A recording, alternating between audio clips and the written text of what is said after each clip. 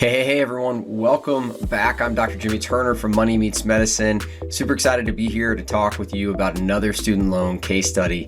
This one in particular is going to be helpful for you if you are a fourth year medical student starting out in residency, or even if you're trying to take your jump to becoming an attending pretty soon. So we're going to talk about transitions. We're going to talk about a married couple. We're also going to talk about a situation where the doc has loans, the spouse does not, but the spouse does have an income. So if that fits your scenario, or if you want to learn about student loans, either way, you'll learn a lot in this video. Let's dive in. All right, so before we dive in, just want to remind you, if you want to receive your own custom student loan plan and get ongoing support each year, we provide that at Money Meets Medicine. You can get an annual plan where we go through it each year, provide a plan, make sure that you're still on track to accomplish all of your goals, as well as any changes that have happened in the student loan space. So if you want to take part in that, we've priced this at a price that even a resident can afford, and we are doing that very mindfully, knowing what the average cost of a student loan consult is. So if that's your situation, reach out to us, moneymeetsmedicine.com. We are happy to help you achieve your goals. All right, so let's dive in here. You can see from this situation the baseline information for this case study that we're looking into for this episode. This doc has a high-paying specialty with an anticipated attending physician income of, right at, let's say $450,000, right? And so that's important to note because this person's actually a fourth-year medical student right now, which is why their income to start is $0.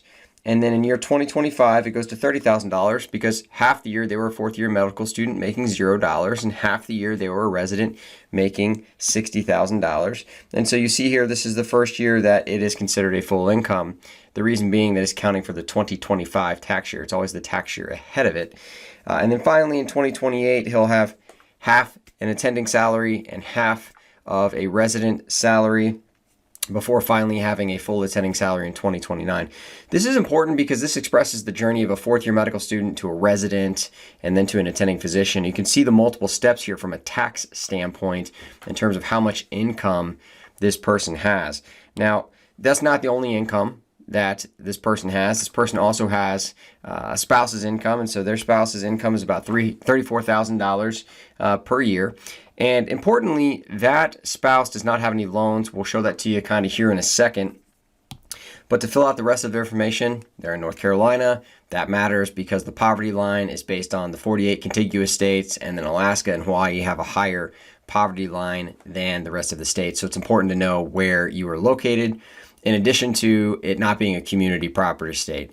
There are more than 5 community property states in the United States of America. And when you're married and you file separately, that provides a different situation. We'll talk about that in another case study here on the Money Meets Medicine channel. But for now, know that they're in the contiguous U.S. They're not in a community property state. This couple is married. Both spouses have income, and they only have one person with loans, which is the doc, right? So that's kind of summarized here in the situation summary there on the bottom of this page. But otherwise, this is a way to sum it all up. This doc has about $297,000 in loans with an anticipated income of $450,000. So that brings a debt-to-income ratio of just below 0.7, using rough math. And again, spouse with income, substantially lower than the docs. They have no loans.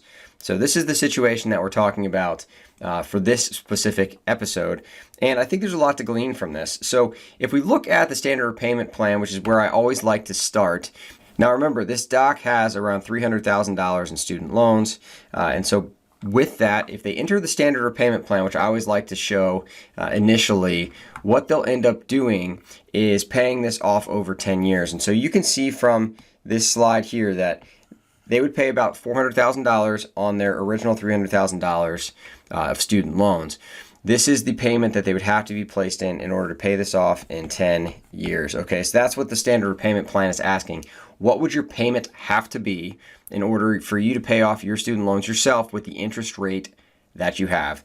My interest rate when I finished training was about 6.8%. For you, it may be different. It likely is, and it depends on graduate loans, undergraduate loans. But for this person, it's $3,320, so $3,320 a month for 10 years, and this debt would be paid for. Let's compare that to some other option that this doc has. So shown differently, this is the difference between the annual payments in the Saving for a Valuable Education Plan, or SAVE plan as it's more commonly known. And this is an important consideration, because you can see here that actually it's an interesting situation, because the SAVE plan is substantially lower, right, in these first 4 years. You can see that the payment here is much lower than the payment there, particularly in training. And when this person finishes training, that's when they have half an attending year and half a resident year. That's why it goes up by about half. And this point here is when they become a full attending. And you'll notice that the SAVE plan actually becomes more expensive than the standard repayment plan when they get to the situation. We'll talk about why here in a minute. It's a really important thing to notice. But we're comparing SAVE to the standard repayment plan. That's probably not the best comparison, because that's not the plans this person's probably thinking about going into. So because of savings in residency, this doc would save more money overall, even when you compare it to the income-based repayment plan, or IBR. I'm not sure why they call it IBR and IDR. So the income-driven repayment plans are an umbrella term for all the other plans like SAVE and IBR and PAY that we'll talk about today. But income-based repayment is a type of income-driven repayment plan. And comparing those two, you notice the same phenomenon, right? Where SAVE is lower while in training, and then it's about half of what IBR is when they finish. And then when they become an attending, interestingly, SAVE costs a little bit more than IBR. But this isn't even the second closest plan. In fact, when you look at this, SAVE costs this person about $225,000 when they pay off their loans in total, compared to IBR, which costs about $250,000, right? So $225 versus $250. This doc, however, qualifies for another plan. Their loans, their first one was taken out before July of 2014. And so their let's just say discretionary income is calculated different for IBR, because their first loan was before that, so it's a little more expensive for them. And so when you compare pay, you'll notice this gap gets a lot smaller, right? So now SAVE, total cost of $225,000. Pay as you earn is just a $230,000, so it's only a $5,000 difference. And you'll notice that the payments during training and also during the period after training are pretty comparable, right? If you look at these bar graphs in terms of an annual payment. But in order to really dive into this, we have to look at the monthly payments, right? So if we do that, here are the monthly payments for SAVE. And what you'll notice is that the payments start at $0 in the first year, because this doc was a fourth-year medical student the year before, right? So they made an income of $0, and 0 times anything is 0. Now you may be asking, well, hold on, but the spouse made income, right? And even though the spouse makes an income, and remember, this income for the spouse is $34,000, right? And so this is going to be a different payment than what you'll see here for pay as you earn, or pay. And we're looking at these two because pay is substantially less expensive in this situation than IBR. So these are the two closest plans. And you're going to notice that this payment's not $0, it's $37, and then $280 compared to $140, almost double, right? And why? Why is that the case? Well, it turns out that while still low, the payment is not $0 in pay. There's a reason for that, and this is it. So if you look at the SAVE calculation, there are a couple of really important things. So the 5 to 10% is lower than the 10% that's offered in pay or IBR. But even more importantly, SAVE is calculated based on this poverty line. So I'm circling this here, 225%. And if you look at this graph over here, you'll notice for their family size, right, of 2, because they're married, no children, it's $46,000. And so if you subtract their adjusted gross income of $34,000, and then you subtract that adjusted gross income from the 225% poverty line, it's a negative number. And so their SAVE payment is going to be $0 until their income crosses about $46,000 for their family. That's not the same for pay as you earn. The pay as you earn calculation is based on 150% poverty line, okay? And since it's based on that, you now look at the household of 2, $30,000, right? So since their income is higher than $30,000, they are now going to owe some money on their payments. And as it goes higher than $30,000, they're going to owe even more because of this 10% number and because this 150% poverty number both make the pay as you earn payment higher in training when their income is low. Okay, so this is why SAVE has a lower payment in training, because the poverty line is lower and the percentage of discretionary income is higher than what they would experience in SAVE. Because of that, the monthly payment is lower while they are in training. Now, if you look at this, you'll see that again here, $0, $37. But you're going to look and you're going to say, wait, hold on. But you'll notice in year 2029, all of a sudden, this is $3,400 versus $3,300. So now they've flipped. So SAVE is all of a sudden more expensive than pay as you earn. So, what's up with that? Why is that the case? Why would pay as you earn be higher based on what I just told you a second ago? And the answer is here. So there are some differences between SAVE and pay as you earn and IBR, which are similar. They're not exactly the same. I'm not going to go into the nuance here, but suffice it to say that SAVE uses a higher poverty line and a lower percentage of discretionary income. So when you're in a low income situation, this is going to make for a lower payment compared to pay as you earn in IBR. This is why SAVE is great for a lot of residents, okay? It's not great for every resident, but it's great for a lot of residents and pretty much every single resident. So if you're watching this and you're single, SAVE is always going to be, not always, but the vast majority of the time is going to be the best plan for you. However, there's this one giant caveat: no interest accrues. Super important. So in SAVE, as long as you make your payments, there's never any interest that accrues on your debt. So we'll talk about this later, but if you plan on paying it off yourself later, or refinancing, or maybe pursuing long-term forgiveness, the no interest accruing actually is hugely beneficial. So these are some of the big benefits of SAVE, but there's also one major drawback that pay as you earn and IBR offer that SAVE does not. There is a payment cap for pay as you earn and IBR. And so what that means is that when you get to the standard or payment plan, whatever that payment would have been, which for this doc, remember, right, was around $3,300, I believe. And so we can actually go back and look at that really quickly. Let's go ahead and do that, right? So if we go back and look at this, it was $3,300 on the standard payment plan. So as soon as this doc's payment reaches that $3,300 threshold, which you'll see here, it does in 2029, IBR and pay are not going to go any higher than that, right? They're not going to go any higher than this $3,300 that they would have had to pay in the standard or payment plan because it has a cap. SAVE, on the other hand, you'll notice here, does not have a cap. So if your income goes to $1 million, it's still going to be about 5 to 10% of your $1 million income. You're going to owe $100,000 a year compared to having a cap here at $3,300, which, would be substantially less than that. More than half of that if you had $1 million income. This is the reason why pay as you earn and income-based repayment become substantially more attractive when you have a much higher income, in particular if you have a debt that's substantially less than your income. So interest accrues. So this is the major drawback to this one, is that that interest accrues. And so if we highlight this one real quick, interest accrues, it doesn't accrue there, but it has a payment cap, and SAVE does not. Okay, so those are some big differences, and this explains why SAVE is less expensive, has a higher poverty line, a lower discretionary income percentage in training, but when the income goes high, all of a sudden pay as you earn and income-based repayments produce a lower payment. The cutoff for this is different for everybody based on your student loan burden and based on your income, and so you have to crunch your individual numbers to kind of determine where that break point is. So if we're going to look at this and say, well, what should this couple do? The answer is, regardless of whether they are in public service loan forgiveness or not, they should file their taxes as a fourth-year student. I'm going to highlight this right now because this is so important.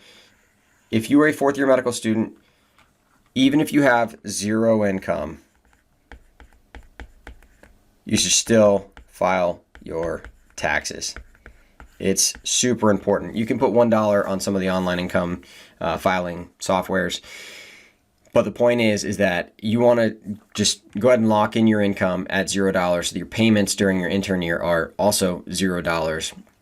And when you do that, what you'll do is you'll be able to consolidate your payments, hop into a program faster, and go, skip the grace period, get $0 payments that count towards public service loan forgiveness. So if you end up pursuing PSLF, what you're doing is you're gaining 3 or 6 public service loan payments on the front end of $0, and what you're trading those for are the 3 to 6 on the back end when it's the most expensive. So, let's say that your payments were $3,000 on the back end. You're saving yourself $9,000 to $18,000 by going ahead and filing your taxes, locking in your $0 payment, consolidating your loans, and entering into an income-driven repayment program as early as you possibly can.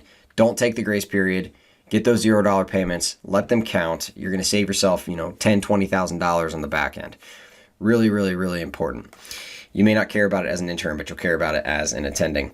And then, when you look at this, there's no need for this couple to file separately. To be honest with you, we can look at that in a minute, but they basically save a couple $1,000s a year. I'm not sure that's going to be worth it for them. When they get further along or the spouse's income changes, maybe that might be different. But for now, that's kind of the situation. If they do pursue PSLF, they are going to stay in PSLF for 120 payments and get their tax-free forgiveness, okay? And so those 120 payments don't have to be consecutive, but you do have to make 120 qualifying payments, so working for a qualifying employer, 30 hours or more per week while you're in an income-driven repayment plan that qualifies. And in total, they will pay less than, they'll get about $5,000 less by doing SAVE over, refinancing, paying it themselves, and also pay as you earn. And actually, they save substantially more when they refinance, but they save $5,000 over pay as you earn by being in SAVE. And if they change courses at some point, they decide not to go into a PSLF qualifying employer, no interest has accumulated. This is so important, and this is a huge advantage over pay as you earn, which would have been accumulating interest for this doc if they decided not to pursue PSLF late in the game. So for multiple reasons, SAVE is the best plan. Now, this begs the question, right? Okay, great. This doc wasn't sure if they're going to do PSLF or not. And so what do they do if they decide not to pursue PSLF? They're, starting their intern year. They're 5 years away, potentially 4 or 5 years away from choosing your specialty, choosing where they're going to work. They don't know what they're going to do. So what if they don't pursue public service loan forgiveness? On this channel and other videos, we've talked about there being multiple forgiveness programs. So public service loan forgiveness is one of the types of programs. These are the qualifying requirements that I mentioned, a second ago. So these are, qualifying requirements for working full-time, being in the right program, make sure you work for a qualifying employer. But they're not the only ones. There's also that taxable long-term forgiveness, or sometimes what's called income-driven repayment forgiveness, and there's no work requirement. The qualifying federal IDR program is the same, so SAVE, pay, IBR, and forgiveness happens at different time periods. So for SAVE, it happens at 25 years, right? And for pay and IBR, it happens at 20 years in the vast majority of situations. And so this involves having your debt forgiven, but whatever debt is left is forgiven, and it is taxable. So you'll have a tax bill. If you have $100,000, at the end of it being all said and done, you will owe $40,000, assuming a 40% tax rate on your taxes that year. So that's important to know. And so what if they didn't pursue PSLF? What if they decided to, kind of go about this themselves? They privately refinance. That's one option, right? But you have to know, and I cannot iterate this enough, if you refinance your student loans and you don't plan on doing PSLF, that's fine. But the vast majority of people, you cannot refinance your student loans until you're 100% absolutely certain you're not doing public service loan forgiveness, because once you do, you can't go back into an income-driven repayment program. There are physician finance websites out there and a whole host of other sites out there that will say, hey, I had a good experience with X, Y, and Z. You should refinance your loans with them. They're well-meaning. Maybe they say you get a $750 kickback. They may not be telling you that they get one too. So there's a conflict of interest. You cannot refinance your student loans until you're 100% certain you're not doing forgiveness, either PSLF or the long-term forgiveness we're going to talk about here in a second. Okay? So this is what would happen if they did refinancing, assuming 10 years, 5%. You're going to notice these numbers are pretty similar, so $3,200 compared to the standard payment plan. They're going to pay a total of $384,000. If they stayed in SAVE and pursued long-term forgiveness, it would end up being about $300,000, and pays are going to be about $365,000. Okay, so the best plan out of these three things, right, is just to pursue SAVE, and if they do that, then they will save themselves about, $70,000, give or take. So I just mentioned the taxes that you're like, well, Jimmy, but what about the taxes, right? How much money are they going to owe back? Like, it's great they're saving $70,000 in save compared to refinancing it themselves.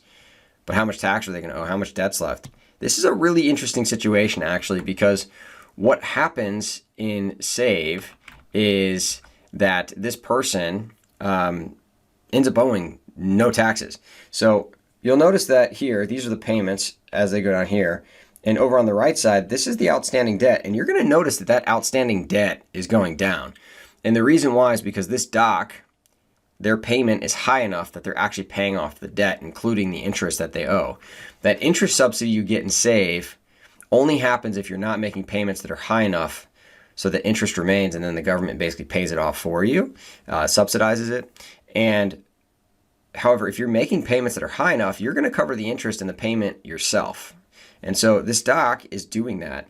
And so if you look at this last column, at the end of their payments in 2037, they don't have any debt left. That's because they paid it off themselves. And so they can save about $70,000 or $80,000 taking 13 years to pay off these student loans compared to paying $70,000 more, paying them off in 10 years, right? So why wouldn't you give yourself a little more time with lower monthly payments or comparable monthly payments and have $0 paid, right? And honestly, this doc could, at the point that they finish training, consider refinancing their student loans at a slightly lower amount of money, but even still, their payments are going to be comparable and they will pay less money overall by being in save. Now, a large proportion of that is because when they're in training, they haven't refinanced their student loans. So again, they could reconsider refinancing their student loans at some point later down the road, or they could just make life simple, stay in save. The debt will be forgiven in 2037. They'll pay less money overall if they wanted to do that. So if they don't pursue PSLF, what should they do? You've got to remember that you're not a robot, right? So a lot of people say, hey, well, this math game, mathematically, this is the answer.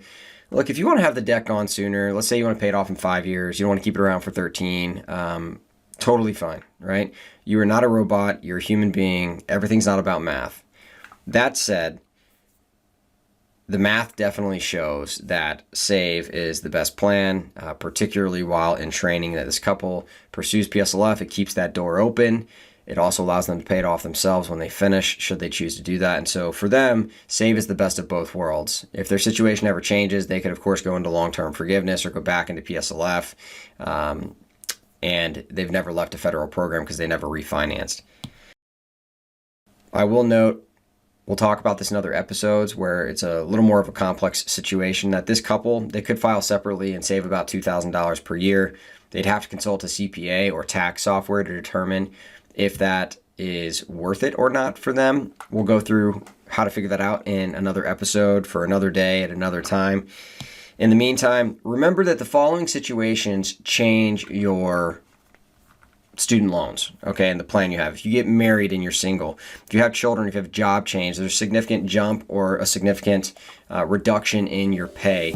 And of course, there's changes to the federal landscape all the time. So Biden, introduced a new save plan.